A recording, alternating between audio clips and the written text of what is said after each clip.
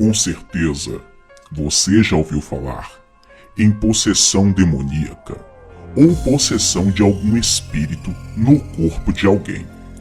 Possessão demoníaca explica-se que é quando um espírito maligno ou algum demônio se apossa do corpo físico de alguém que está no plano terreno. E a possessão de espíritos e outras entidades que se manifestam como pessoas que já morreram ou que viveram em outra vida e que andam por dimensões desconhecidas, normalmente possuem o corpo de uma pessoa que é médium. Você já viu alguém possuído por algum espírito, seja ele maligno ou se apresentando como um espírito ou alguma entidade que viveu em vidas passadas, morreu e se tornou, entre aspas, um espírito de luz, um espírito evoluído? Bem, para cada cultura da Terra, existe uma explicação para esses fatos. Com certeza, se você segue alguma religião, a sua religião tem uma explicação para isso. Para os espíritas, existem os espíritos de luz evoluídos e os espíritos perturbadores, que são aqueles espíritos que se manifestam para prejudicar. Os espíritos de luz são espíritos que vêm para orientar e ajudar os seres humanos. Assim explicam os espíritas, os kardecistas. No candomblé, explica-se que existem espíritos de todo tipo. Existem os exus, as pombagiras, os orixás e os pretos velhos, também existem os ereis, falaremos sobre isso em outros vídeos. E quando eles se manifestam, eles podem trazer coisas boas e coisas ruins. Depende da entidade, depende do médium, depende da pessoa que está tendo contato com esses espíritos, depende também do humor, de cada entidade. Assim explica os candomblecistas. Para os evangélicos, todas essas manifestações de espíritos em pessoas são demônios, sejam eles espíritos de luz ou espíritos perturbadores. Para os evangélicos, não existem espíritos de mortos, pois depois da morte segue-se o juízo, e ninguém pode voltar dos mortos para se manifestar em ninguém. Segundo a crença evangélica, isso é uma manifestação demoníaca para enganar as pessoas. Bem, agora que fizemos uma breve introdução, falando e explicando um pouco sobre o assunto, eu gostaria de fazer uma pergunta a você. Você já teve uma experiência sobrenatural desse tipo? Você já viu alguém da sua família, alguém na sua igreja, no terreiro, em alguma festa ou em qualquer outra situação ser possuída por uma entidade, por um espírito ou até mesmo por um demônio? Bom, se você nunca teve essa experiência, o relato a seguir vai te deixar de cabelo em pé, e você, se tiver sã consciência dos seus atos, vai desejar do fundo do seu coração nunca passar por uma experiência dessas. O relato a seguir é uma experiência sobrenatural do nosso sobrinho Hércules, um patrocinador deste canal que participa da sociedade secreta do Tio Lu no WhatsApp. Ele me enviou este relato, essa experiência sobrenatural via WhatsApp. E sobrinhos, a história é de assustar. É tão obscura quanto este canal. Se você é alguém medroso, não assista de noite. E não assista de luz apagada. Mas se você tem coragem e quer adquirir conhecimento através de experiências de outras pessoas, prepare-se, pois o relato a seguir é extremamente assustador. Sentem-se, crianças. O sobrinho Hércules vai contar uma história para vocês.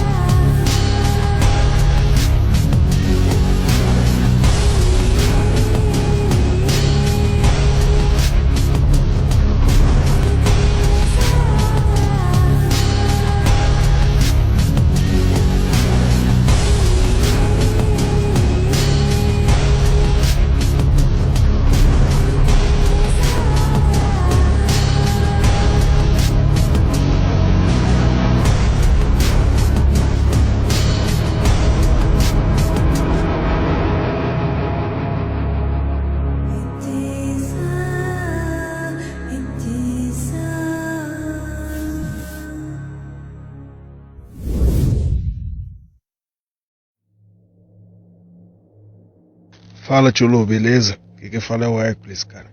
Então, sobre o relato que eu ia estar querendo contar pro senhor e pros primos lá do grupo, é o seguinte. Já faz um tempo já que eu vivia vendo essas coisas, né? Vendo minha avó carne em espíritos, mexendo com isso, mas eu sempre nunca acreditei, porque parecia meio que um teatro, sabe? Mas muitas das coisas que ela falava acabava acontecendo às vezes. Você acredita nisso? Então eu vou contar mais ou menos como é que minha avó era quando era criança e como foi que tudo isso aconteceu, né? Veio das dúvidas. Então, minha avó, como ela já havia dito pra gente, não só pra mim, pro meu irmão, pra todo mundo da família, que ela já nasceu com esse dom. Ela nasceu com o dom de encarnar, de, sabe, receber espírito ou ver coisas sobrenaturais. E ela disse que quando ela era bebê, ainda estava na barriga da mãe dela, ela chorava. Dizem pra ela que ela chorava. E ela dentro da barriga da mãe dela ainda. Vê só que coisa esquisita, né? Então dizem que ela mesma disse que ela foi escolhida. Então, ela já foi evangélica, já foi muito pra igreja. E eu nunca, quando era criança, eu nunca tinha presenciado tanta coisa assim. Mas quando ela começou a vir pra São Paulo, ela meio que, sabe, influenciou minha mãe, minha tia a participar dessas coisas também. Então ela diz que ela servia a mesa branca. Olha, eu não entendo muito dessas coisas. Eu tô meio que aprendendo mais com o senhor agora que tô vendo seus vídeos, né? Então é o seguinte, ela começava a cantar umas músicas esquisitas lá. Não tocava nada, né? Acendia a vela, pegava aquele perfume alfazema, passava no corpo. Aí, sabe, de uma hora pra outra ela fechava o olho e começava a tremer e, sabe, eu achava aquilo engraçado, dava muita risada, né? E esse dia, isso já tinha acontecido muitas vezes, eu presenciando, tal, vendo, me chamava pra dar conselho, falava isso, falava aquilo, mas eu nunca acreditava. Aí teve um dia que tava todo mundo lá, ela vestia uma roupa vermelha, tipo, aquelas blusas social vermelha, colocou um chapéu de palha, tava fumando cigarro e tomando a famosa cachaça chamada Pitu, né? E falando umas coisas que eu não lembro muito bem. Só sei que tava todo mundo participando. Tava minha mãe, tava eu, meu irmão. Foi numa sexta-feira, à noite, né? E o engraçado foi que ela já tinha baixado alguns outros. Um tal da Maria Padilha, ela baixou. Tava da Pombagira, que tem várias Pombagira que eu nem sei qual é. Ela fala Pombagira que tem 7 maridos. Era o que ela vivia falando. Aí cantava umas músicas esquisitas lá. Ela olhou pra minha cara de olho fechado, né? Claro. Eu não sei como é que ela tava enxergando, mas aí chegou e falou assim: você debocha da minha cara, não é? Eu vejo sua cara aí. Você tá prestes a dar risada. Você tá debochando de mim, nego? Falou assim: você tá debochando? Quem é você pra debochar de mim? Sabe? E eu assim, eu não tô debochando nada, eu tô de boa aqui. Eu falei, sabe, meio que desafiando, porque eu não tava acreditando. Pra mim aquilo era tudo teatro mesmo e eu tava querendo rir, dar risada e tal. E continuou falando. E falou assim, muito das coisas que a gente escuta aqui, viu? Falando com uma voz estranha até. Minha avó com voz de homem. Aí ela pegou, minha avó ela anda devagarzinho. Bem devagarzinho, mas do nada, quando ela tava com essas coisas, ela andava diferente. Parecia que era uma jovem de 15 anos andando. A voz mudava muito fácil. O tom da voz mudava. Ela já ficou com uma voz tão grossa que não foi brincadeira. Dizem que ela, não sei se ela encarnou esse tal do Exu Caveira, mas sei que ela ficou com uma voz grossa demais, voz de monstro. Sabe a sua voz que o senhor usa?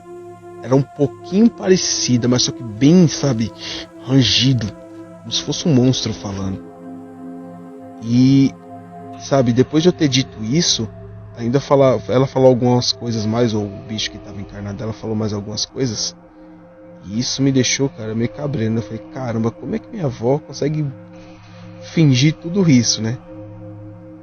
Até que do nada ela começou a cantar uma música uma música lá e começou a rodopiar. Aí a minha mãe e minha tia começaram a bater na mesa, né? Que parecia que... Eu achei que aquilo era zoeira. Eu já comecei a dar risada. Eu rachei o bico.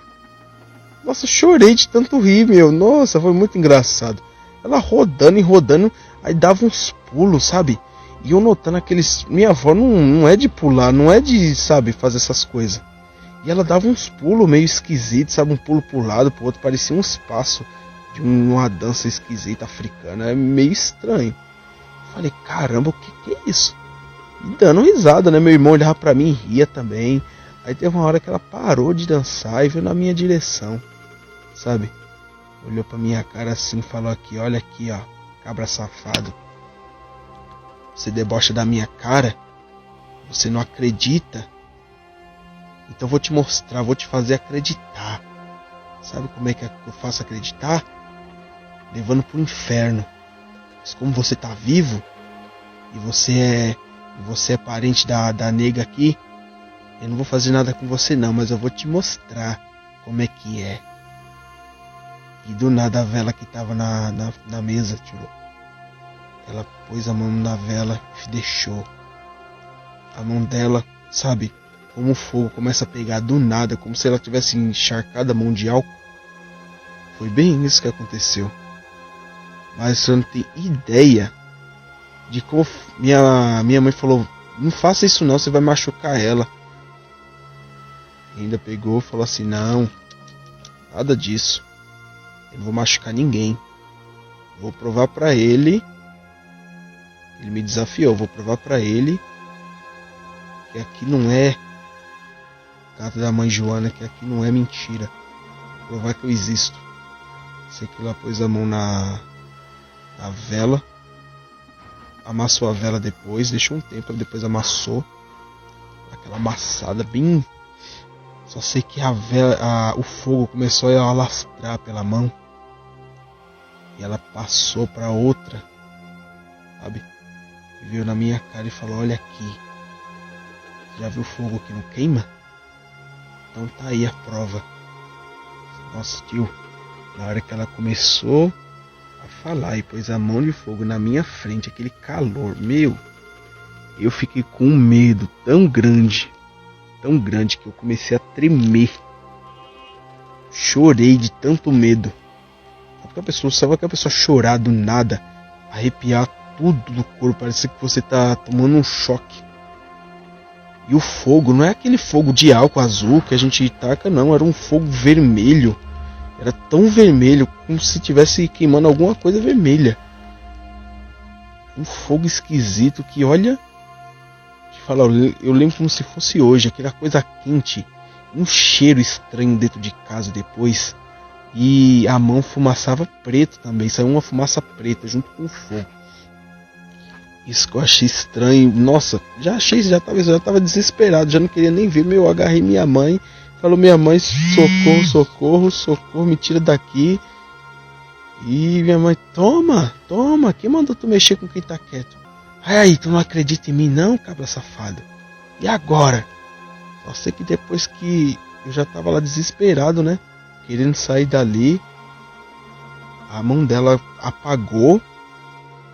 E eu vi, não ficou uma queimadura de nada. Tava intacta a mão. Intacta, não tinha nenhum arranhãozinho, sabe? Aí ainda de olho fechado, olhou pro meu lado e falou, tá aí agora. Depois desse dia, tu nunca mais vai esquecer de mim. Vou estar na tua cola.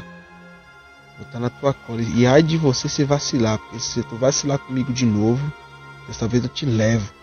Falou bem desse jeito. Nossa, eu já tava desesperado, né? Eu falando assim, meu. Só sei que depois que tudo acabou, minha avó não aguentou, porque foi muito esforço. E ainda ali, isso, ainda pra falar, que depois que a mão dela apagou, né? Ela ainda rodou e deu um pulo tão alto que ela quase bateu a cabeça no teto da casa. Foi um pulo e um rodopio, parecia que ela tinha colocado uma mola no pé. Minha avó tem 66 anos. Nessa época ela estava mais nova, 63. Uns 3 anos atrás isso. 66 anos. Como é que ela vai conseguir fazer um negócio desse, pular mais de 1 metro de altura ou 2 metros? Minha casa não é tão alta, mas é alta. Muito estranho, foi muito estranho. Só sei que eu, depois desse dia, eu passei a ser politeísta, passei a acreditar em tudo. Passei um tempo fora de casa, né? Cerca de 1 semana, dormindo na casa da minha tia, que mora ao lado, porque eu não conseguia dormir lá. Eu dormi lá uma noite, eu não aguentava, toda hora eu acordava com medo, toda hora eu tava pensando, toda hora era um pesadelo. Foi terrível. Toda hora parecia que tinha alguém gritando no meu ouvido. Sabe quando alguém grita? Aquele grito bem alto e você acorda assustado. Muitos dos sonhos que eu tive no decorrer dessa mesma noite, eu via a mesma figura, a minha avó fantasiada desse Exu, me empurrando de um penhasco, sabe, me empurrando de algum lugar alto, e eu caía, acordava no susto. Muitas das vezes eu abri o olho achando que eu via o fogo de novo. Nossa, foi terrível. Aí passei 1 semana fora de casa, fiz muitas orações até que me livrei disso. Hoje, graças a Deus, eu acredito, não sigo mais. Mas, sabe, depois dessa eu meio que acho interessante o contexto histórico, porque eu escrevo também, né? Eu falei que eu escrevo livro e tudo. Então, uso como uma base de estudo. Então, como o senhor já está explicando sobre, eu aproveitei esse embalo para estar estudando mais. Só que foi muito, sabe, muito forte. Forte demais. Eu não cheguei a ver nada materializado até hoje, graças a Deus não. Graças a Deus eu nem quero ver, porque muitas fontes evangélicas que andam com meu irmão, eu não sigo religião nenhuma, eu creio em Deus, mas não sigo religiões. Falam que vê demônios por aí, vê bichos. Seria interessante também, tio, qualquer hora se eu vou falar sobre isso também, explicar, porque tem muitas outras pessoas que conseguem ver animais mortos, ou cobra, macaco, pendurado nas costas das pessoas. Eu não sei porquê. Alguns dizem que é porque está se alimentando da energia vital, outros não. Mas foi isso que aconteceu comigo. Só sei que se o senhor tiver alguma dúvida, se quiser saber de mais detalhes, só manda pergunta aqui e eu vou responder detalhe por detalhe, beleza? Falou, tio, abraço. E então, você acredita nessa história? O que você acha? Você de fato acredita que experiências sobrenaturais podem acontecer? Você acredita que espíritos malignos ou, entre aspas, espíritos de luz podem se manifestar nas pessoas? Ou você é daquelas pessoas que não acreditam muito nessas situações, assim como o sobrinho Hércules não acreditava? Uma coisa é certa, sobrinhos. Onde tem fumaça, tem fogo. Analise comigo. Se existem espalhados pelo mundo inteiro vários relatos de experiências sobrenaturais bastante similares, muito parecidas, não seria isso uma prova de que essas coisas realmente acontecem? Que existe realmente alguma coisa do outro lado da cortina? Não estou te condenando por ser ateu ou por não acreditar em nada. Eu só quero alertar você de que o mundo espiritual e sobrenatural é mais real do que se imagina. Se você é como o sobrinho Hércules e possui algumas experiências sobrenaturais e gostaria de relatar e compartilhar para as demais pessoas, nos envie o seu relato. Quem sabe o seu relato também não se transforma em vídeo. Daremos prioridade aos relatos dos patrocinadores do canal. Mas mesmo assim, nos envie o seu relato. Envie via Facebook. Você pode ir para a página, o link está na descrição do vídeo. Você pode nos chamar lá na página via inbox e mandar. Você pode gravar um vídeo ou você pode gravar um áudio. Não mande em texto, pois é muita informação para processarmos. Envie em áudio. Antes de enviar o áudio, envie em breves palavras sobre o que se trata a sua experiência sobrenatural. Quem sabe a sua história não se transforma em um vídeo obscuro aqui do canal. Esse foi mais um relato de uma experiência sobrenatural, real e verdadeira. Acreditar ou não acreditar é uma escolha sua.